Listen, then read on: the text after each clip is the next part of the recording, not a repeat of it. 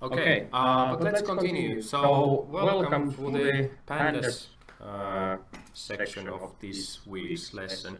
So indeed, now on the course side, we will have on the kind of navigation pane here, we have NumPy lesson and then we have Pandas lesson. And as you are here, we will go through this Pandas part of this lesson. And here, when clicking that, you will kind of get an overview of what we will do today. So I will shortly kind of introduce you into the world of Pandas, which has a really nice name, but it is also really useful, and it's maybe you can be more active with Pandas, the library, than you can actually saw those animals in the zoos. But yeah, so what is Pandas? So basically, Pandas is indeed a package in Python that is maybe the most used data analysis framework in the world and most popular one today. So it is used in a wide range of different domains. As you saw, there still is a lot of a big group of people who use NumPy for doing things, and that's why we split the group, because well, as we said, there are some differences and some benefits in NumPy compared to Pandas as well, and vice versa. So basically, Pandas is, well, as it says in the website, it's modern, powerful, and feature-rich library designed for doing data analysis in Python. So what Pandas provides is, if you have experience in using R, so that was actually the motivation for the developer who originally started developing Pandas, was that, well, he wanted to create something similar in Python, so that you have like a simple and easy to understand data structures with columns, such as, well, what we have seen in Excel sheets, for example. So you have columns, they have column names, and so on. So basically, from that idea, Pandas has grown into a really powerful library to do data analysis and visualization and all sorts of things. And many packages, for example, in GIS, which we will see more in the period 2, so there is this Geo-Pandas package, which is basically built on top of Pandas. So you will be basically playing around with Pandas now for the next 9 weeks, more or less. So it will become very familiar to you in the later parts of the course. So Pandas is kind of similar, and it uses kind of similar functionalities that NumPy has. So there are kind of similarities between those, and they are similar and exactly the same functions under the hood in Pandas as well. And then, well, as I mentioned, so you can do plotting using matplotlib. So there are functions kind of taking from matplotlib and kind of added to Pandas and so on, and SciPy as well, which is another package used in mathematics, science, and engineering especially. And yeah, so from now on, you start to hear more and more stuff about different packages and different libraries. And that is exactly what programming is more or less about. So it's not just that you are kind of building the softwares or programs from scratch by yourself, but you kind of take pieces and tools from here and there, and then you combine those together, and you can actually do some pretty great stuff with those. One of the, well, nice things about Pandas is that, well, it is kind of a Swiss knife, if I must say. So you can basically import and read any kind of data with it. You can work with databases. You can kind of do a lot of different stuff with that. You can even read well, data from internet and basically take that to Pandas and so on. So it is really flexible and really powerful and fast. So we use that Pandas and Geo-Pandas every day, basically, and we deal with big data sets. So, well, for example, social media data is something that both of us have been done a lot of research about. So there we have 1.5 billion tweets, for example. So how do we actually manipulate those kind of data sets? So Pandas is a great tool for that. Good. Now, as you saw or see, we have Vuokko here. So Vuokko will actually give now most of the lecture. So I just gave you a kind of introduction, and I will hang around and kind of, well, I might comment every now and then something about the lecture, but let's give now Vuokko the floor. Alright, so you might have already done so, but as usual, so you can follow the lecture interactively by opening the student binder. I think we have it already here open. Let's open it again. And if you're having any trouble with finding the notebooks and stuff, Henka can come and help you, or can also show it again. And please let me know if I go too fast, too slow. So I think we have enough time today to get you introduced with Pandas. So myself, I've been using Pandas actively, as Henka said, with dealing with social media data, all sorts of spatial data attribute tables, basically, since I think 3 years now actively. Before I used to use R for most of the data analysis, data manipulation of the attribute tables, mostly of shapefiles, for example, but then I'm now primarily using Pandas also almost on daily basis. So as Henka said, Pandas is basically meant for dealing with tabular data. I guess, well, some of you have used R, but I assume that all of you have used Excel. So that's kind of the starting point and the mental model for us when we go forwards. So the interactive notebook is under lesson 5, Pandas, and then we start with exploring data using Pandas. Maybe Henka, how can I get this? Or should I just keep it like this, or full screen? Does it matter? I have at least keep it like that. Okay. All right. So we will be dealing with a data file that contains weather data from the Kumpula weather station. So that's kind of the starting point for our exercise. So you can find the data file within the notebook, or you can even open and browse it. So there's some data, there's some metadata in there, and we'll see. You could also open this. Now we open it in the text editor, but we'll see how we can read this data into Python using Pandas and start interacting with it. So as Pandas is a module, we'll first have to import this module so that we can use the functionalities. So basically, import Pandas, and the common convention is to import Pandas as PD to make typing more fast. So import Pandas as PD, you can press play or Control Enter. So that's it. You should now have Pandas imported in your session. Then we'll go straight away to read the data file. So in order to read the data file, we'll use a function called read CSV, which takes as an input parameter the file name and also other parameters, but we'll get back to that a bit later. So how we call that function is from Pandas module function read CSV, and then we'll need to put in some parameters. So we could quickly have a look. Let's see if that opens. The documentation of this function. So that's the very common way to work. If you're using a function, you don't know what it does, go to see the documentation.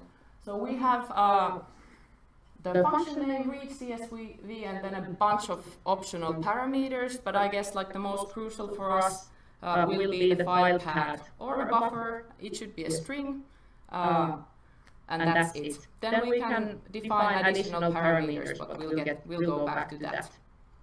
So based on this information, we could just import the data file by inserting the file path as a string, and as we have the file stored in the same directory, you can insert the file path directly into the function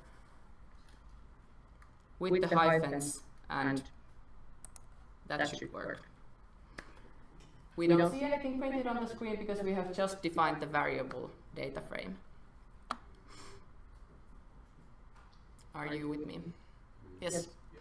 And so is it the same that you explained to us in previous weeks, where now if your Python file is on a PC folder, Yeah. and this is in the same PC folder, you can do exactly the same? Yes.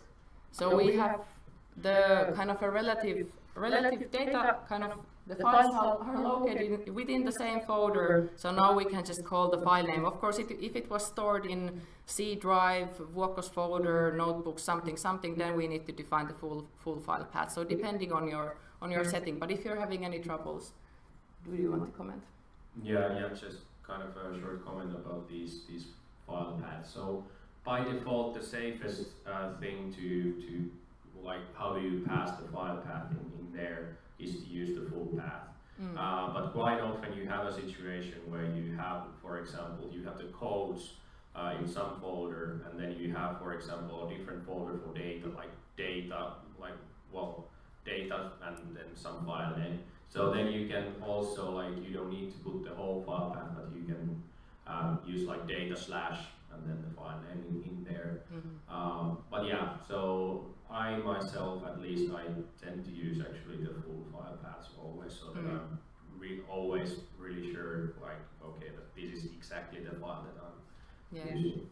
Yeah, but this is now the first taste of reading in a file, which is now located in the same folder, and we'll come back to this file path issue also pretty much every week from this on, so you'll get some practice on that. Is there other questions on the read CSV function? No. So let's check what we have. Print data frame.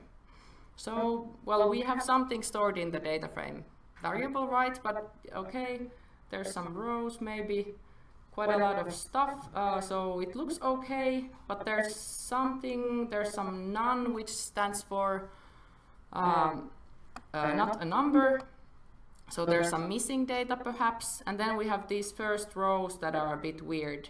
So if we go back and look at the original data file, we see that the first 7 rows are actually probably meant to be a comment or metadata describing the file. Then we have an empty row, and then the kind of the data frame or the spreadsheet data table array starts from row 9 and ends in row 39. So we might have to change something in the way we are reading in this data file.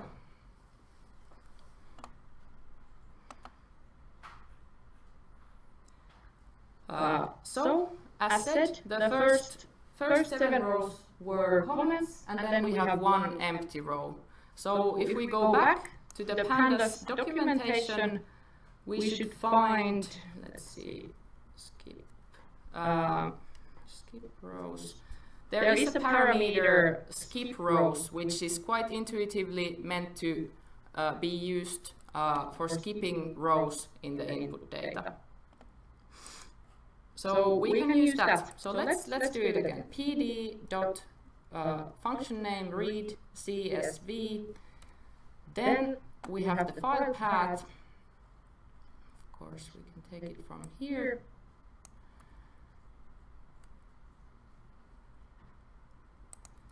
There we go, and then we can have this skip rows parameter. Can somebody tell me how many rows do we need to skip? It's written in the web pages, but anyway, so the 7 rows were text, and then we have 1 empty row in there. So that means that we have in total eight rows that we need to skip. Right. So let's see what that would do.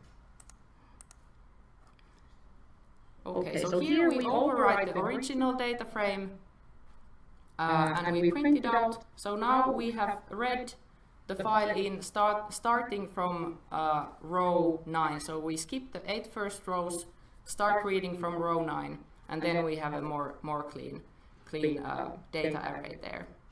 So it seems there are some column names. Then there's 0, 1, 2, 3, 4, so that might remind you of the list indices. Indexes start from 0, 1, 2, 3, 4, so that is the index of the data frame.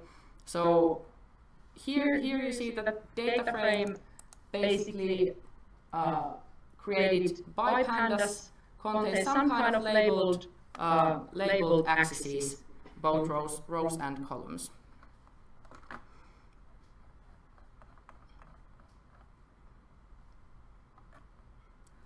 Okay. So of course then maybe this is a poll time to make people's brains working. So what if we would skip 9 rows? Let's copy this from here. You can of course try it yourself. So I copy that and do skip rows 9.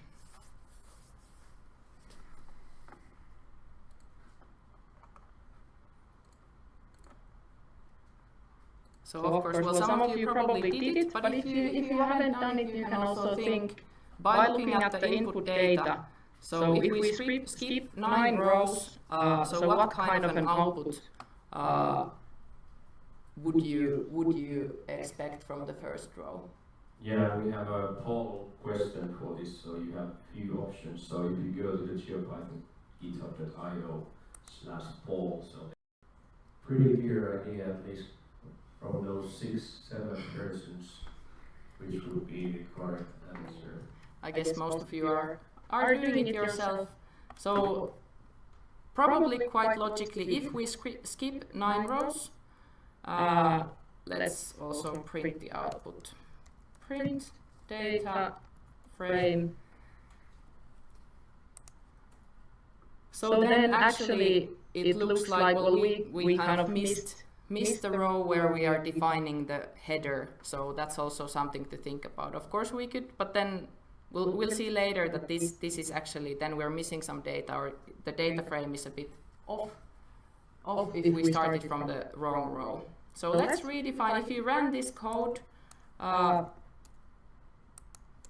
override the data frame variable with the correct version, and you can check it.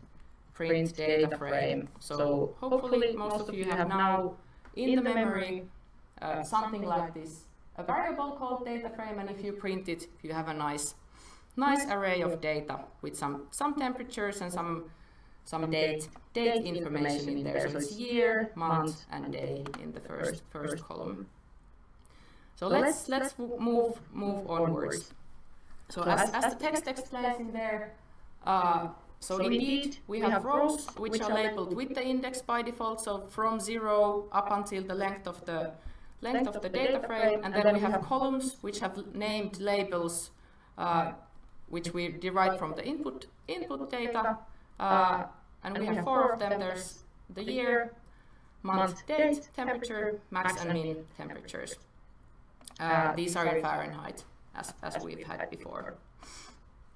Then another way to check, sometimes we might have, let's say we might have 1,000,000 rows in our data frame, so it might be nice after reading the data in, just to check with Pandas data frame head function, just to check the first X rows. So by default this head function returns the 5 first rows, but you can of course check 10 first rows, however many you want. First row. So now you see if I print the first row of data, it prints the header, so the column names, and then the first row of the data array. So dataframe.head, always when you import data, do check that you imported it correctly. If there's something funny with the input data or something you need to change with your input read function. I guess this is clear, right? Yeah. All right, so let's go to data exploration. And first, well, we already saw the columns when we printed out the full thing, but there's also a quick way and a handy way to print only the columns. So data frame dot columns. So the data frame it's an object which has an inbuilt attribute columns. So if we print those out, we'll only get kind of the index of the columns, or the labels, which are the column names basically. And then this you could use for various purposes if you only want to extract the column names as a list, for example. So data frame columns is useful. I often use also data frame columns dot names, which then prints, well, it prints a list in a different circumstance, but let's stick with data frame dot columns. Then labels in the other direction. So then data frame dot index. If we play that, doesn't matter. So here, if we print data frame dot index, you see kind of another type of output. So you might remember ranges from the for loop lesson in week 3 at least. So we can see that there's a range index starting from 0 going until 30 with an increment of 1. Do you want to comment anything here? Well, if you want to see the actual index values as a list, so basically you can get that by basically specifying inside list that call. So if you just do it like that, so then you actually get the values. So that might be useful. Yeah, we can add that in. All right, and then still just the basic. We're still kind of exploring the size and the shape of our data frame. How much data did we actually read in? So the len function is quite handy. If you're used to R, in R you have the length function which does exactly the same thing, but in Python it's called len, as you learned with lists. So len data frame. There we go. And by default, it prints the number of rows, basically. So how many rows are there in the data?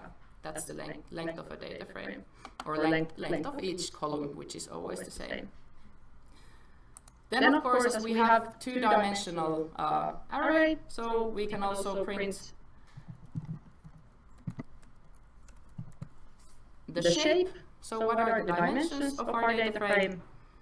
So we have the 30 rows and then 4 columns.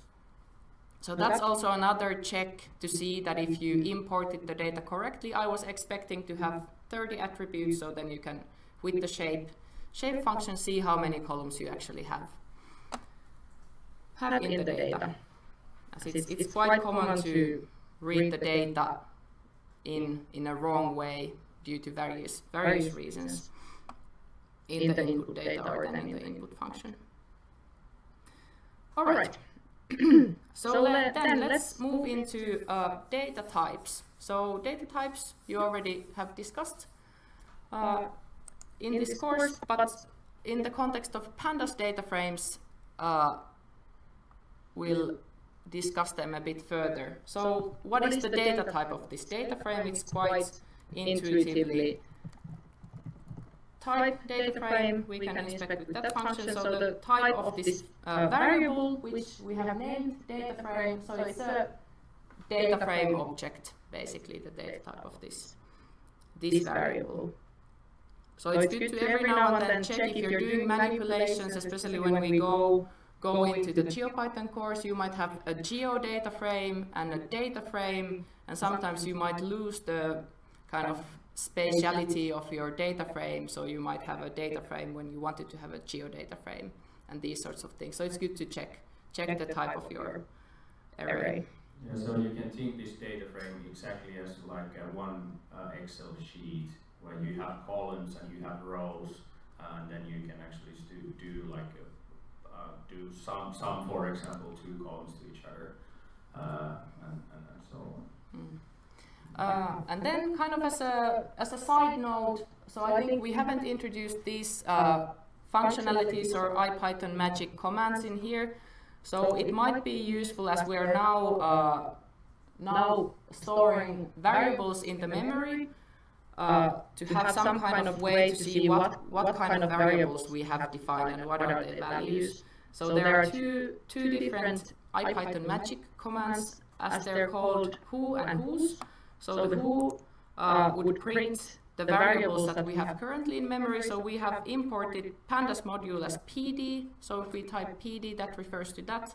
And then we have data frame in memory.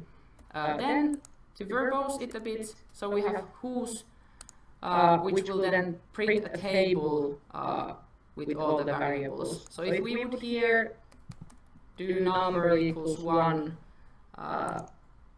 then I would have this number. The printout is not so nice now that we have a big data frame in the memory. But if you're if you have a long notebook or long script, and you're developing your code, so it might be nice to see what are the values in the memory and to be able to check those. So this is kind of a side note here related to data types and variables. Could you say what did the number equal 1 do? So here, this was just a quick example that I define a new variable which I assign a value, and after that, if I call whose, then I can also see that variable in here. But in terms of this exercise, you don't need to repeat. You don't need to repeat that. Sorry if it was confusing. To explain that there is this kind of magic functions that you can explore what you have in the memory of the computer. So all the functions and our data frames and variables. So this is a way to do that. Yeah. There we go. So this is just a tool for you. If you want to inspect the data types of variables you have, you can inspect them all at the same time using the whose function. Is it clear? So is it picking row 0 as the values for your moda? Here, well, the printout is not perfect, but basically it's printing out the whole data frame. Yeah, with the data frame is maybe not the best way to check it, but the important thing is the type column in there, that we have a variable named data frame and the data type is data frame. So that's the crucial information in there. And then there's like plenty of content stored in that variable. Okay. Any other questions on that? No. Okay, so we have variable data frame as an entity or an object, but then within that data frame we have many columns, and as Henka and Dave discussed earlier, data frames are good at storing data of different types, so kind of heterogeneous data. We later will have even geometries in there. Now we have text, we can have text, numbers, integers, floats, mixed data types inside the same data frame, so it's useful to know what data types do we have inside the data frame. So data frame.dtypes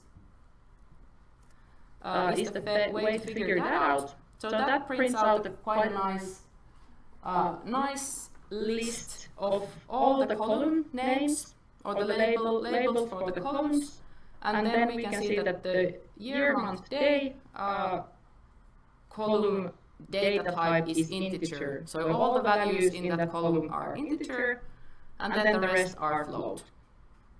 If we would have a string column, then we would get that information from there.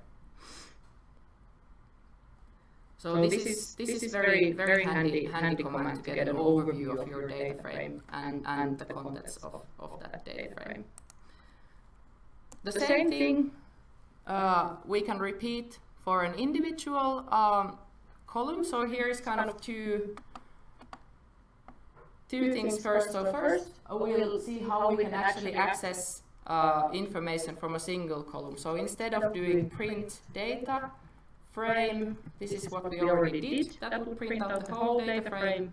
So we want to print or access only one of these columns. So a bit similar as in lists. In data frames, you can put the brackets, right, or the square brackets in there, and using the column label. So in this case, our column labels are strings. So for example, if we want to only access the temperatures, so using that column name within the square brackets, we can get the contents of that column here printed on the screen. You could also do that for the min column, whichever temp. That was the original one. Okay, so this you will be using a lot. That's one of the very basic ways to interact with data frames, to access individual columns and start working from there. And then I'll just copy this to the clipboard, not to type everything twice. So we want to check the data type of this specific column. So I just changed the name of the print function into the type function to figure out what is the data type of this column in the data frame. Okay, so this is now a new thing. We get Pandas Core Series, so we have a new data type, or a new type of an object, which is Pandas Series. So the whole data type, again, let's think of the Excel spreadsheet, has two dimensions. We have the rows and the columns, and now we took only one row, so it's kind of a one-dimensional, a list-like object, which is called a Pandas series. So Pandas series are the building blocks of Pandas data frames. In a Pandas data frame, you can think you have many series, either in the columns or in the rows. And a Pandas series is basically, it's kind of a smart list, I would say. It has values and it has indices, so you can more efficiently then access and manipulate these values. So you will run into this Pandas series data type when working with Pandas quite a lot. And maybe what wasn't mentioned earlier today, so Dave is now teaching NumPy, so kind of under the hood of Pandas there is the NumPy library, which then, like the analog to Pandas, would be more the series or one-dimensional arrays of data. Actually, I believe that they have similarities, but Yeah. it's not directly NumPy. Okay. They are related, Yeah. and you can use them together. Okay, and then so now we'll kind of take a short detour to Pandas series. So I hope you stick with me. The Pandas series might be a bit more difficult to grasp than Pandas data frames. So we'll have a quick look how we can actually create a Pandas series from a list. As I mentioned, that it's kind of a smart list. So there we have predefined a list. You can run that already. But then we will create a series out of it. So I'll make an empty variable mySeries, and then we have a function called pd .series, which is a function for creating series, and as an input parameter we can give the list, my list, into mySeries. There we go. Okay, then we can check the series, print my series. How does it look like? Alright, so we have the original values and then we have the indices, and then of course I'm curious type my series. Is it now then? We first had a list. So it's a Pandas core series. So that's, if you have a list of values, you can make a series out of it by using this series command. And then I have added here, I hope this is not confusing, but then what's the relationship of series and data frames? And if you end up with a series, how can you convert that to a Pandas data frame? So one column in a data frame. So this is now only this one-dimensional series. And the series have a bit different set of things you can do with it, different functions than Pandas data frames. Yeah, and well, maybe one curiosity also that the Pandas series was smart to harmonize the data types. So we had integers and then one float. So inside our series, all the integers have been converted into a float. But quickly, then, if we now have this series, this is something I added yesterday. So we can still turn that into a data frame and then, for example, calculate new columns next to that one. So there's a similar command, pd.data frame, which is a function for generating data frames inside Python instead of reading in data, and we can give the series as an input for that.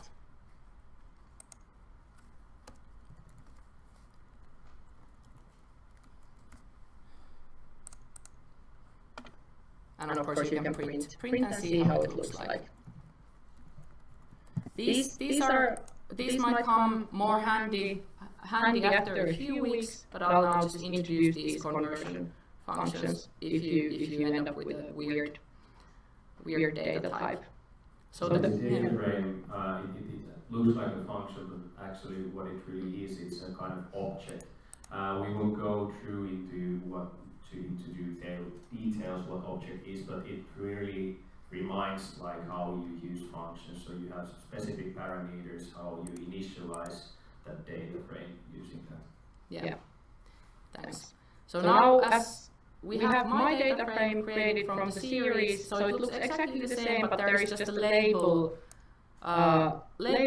for the column, so it's now kind of two-dimensional, and we could calculate new values in there. Maybe as a last side note in here, so I think we'll return to this more in detail next week, but if you're curious, so we have now 0, 1, 2, 3, 4 indices, and then the column name is 0, which means nothing. It's a default label that was given by the kind of when we initiated the data frame in a way. So we can my data frame, and then we had the columns attribute. So we can give it a value, for example, like that, print. Oops.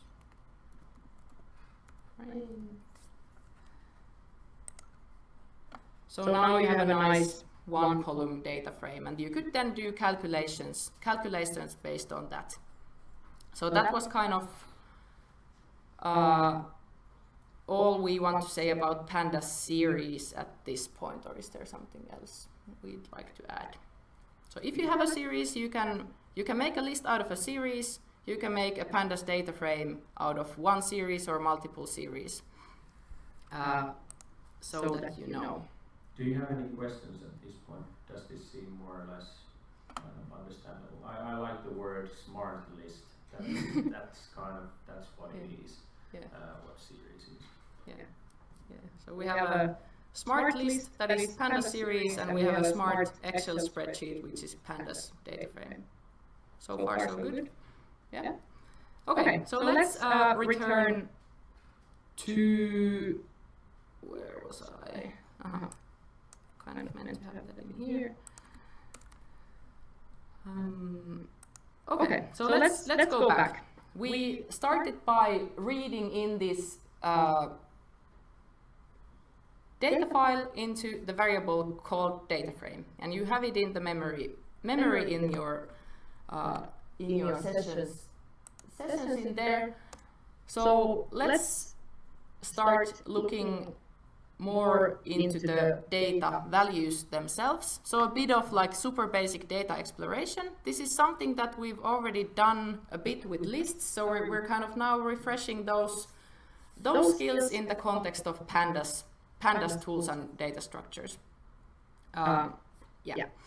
So basically, again, we have the data frame. We can access one of the columns by brackets, and then the column name, temperatures, so temperatures in Fahrenheit, and then a method dot mean, for example, we can use to get the mean value of all of those values in that series technically, but in that column of the data frame. And in a similar way, I could print out the maximum value. I guess this is quite intuitive, quite easy.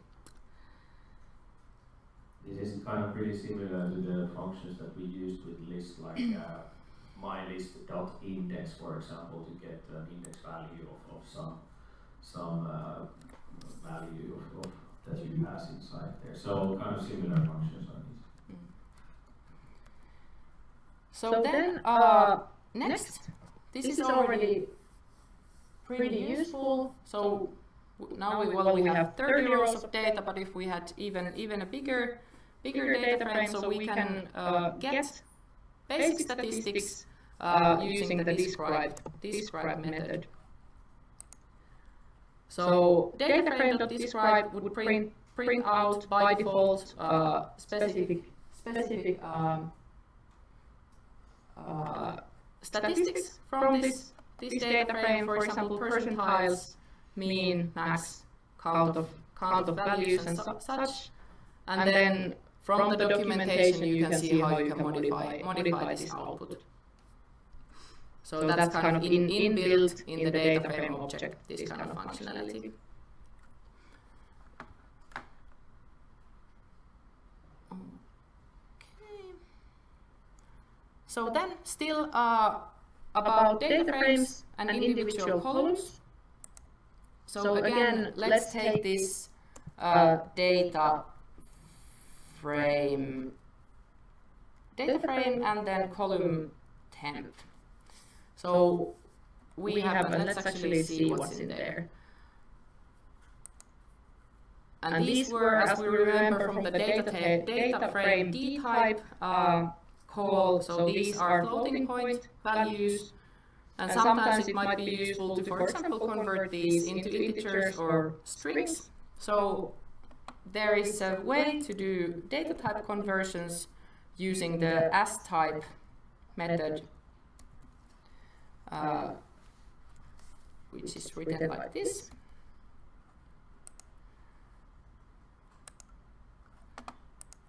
So of course you won't see much difference, but what happens in there is that those values have been actually converted into a different data type and stored. Now actually here printed in there. So if you run such a command, the original object, so the original variable is not changed. You just kind of get the result and it's printed in the screen, or you store it in a new variable, for example. Maybe you could show if you would not recommend it, but put as type int, so that those values. Yeah, that's the next point. Here was it? Yes.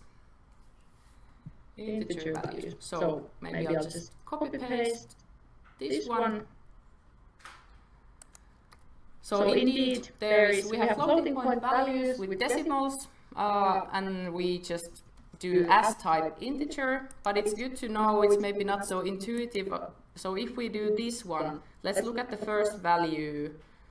or the second value, index or row 1, we have 65.8 in the original values. So if you round that, it should be 66, right? But if we did the integer conversion, we get 65. So what happens is that the s-type int just kind of cuts off all the decimals. Everything after the dot gets thrown away, so it truncates the values in a way. So this is different than you would first round them mathematically and then drop the decimals. So of course here you can actually make big mistakes if it's really about the measurement value. If you round them up and then you do calculations, so you can kind of create errors then later on in your analysis. So that's important to notice.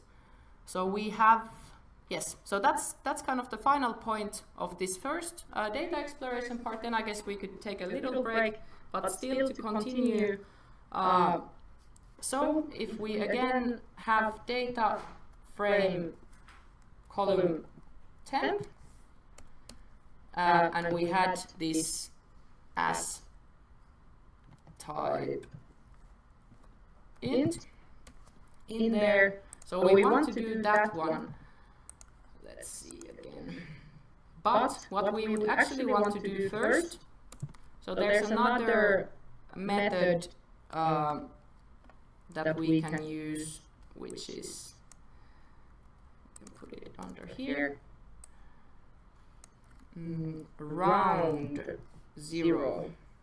So this will round the values to the next integer or the next exact value. Let's comment that out so we see. Now I'll print the rounded values on the screen. So now we get 66, 66 on the two first lines. So that's actually the result that we want. So then we want to combine these two. We want to first round them and then convert to integer. So we can just continue by doing as type int. There we go. So then we have nicely rounded values which are then truncated as integer values. So this is something to remember, and you'll also need this functionality in the exercise. Then maybe as last flavor, of course, like if this is like super long list, you can also even add the head function at the back, so it only prints out the five first values. Okay, so that was like getting to know pandas, not Lumia Pyri from Ähtäri, but the data type. Pandas series a bit, hopefully you at least remember it exists. Then basic, minimum, maximum statistics, handling, how to access individual column, these types of things we've learned now until so far. So is there any questions about these things? I would maybe still add one thing to that. So this is pretty common thing that you will see, like chaining different functions together, especially when working with pandas. So indeed, as you see that there's like .round, .astype, .head. So it's kind of like how it works is that it does the first thing. So in this case, it first rounds, then when it takes that result, take the as type, so it will do the conversion and then goes to the next one and head. So it's kind of, with one line you can do really powerful things by chaining up these different functionalities from pandas.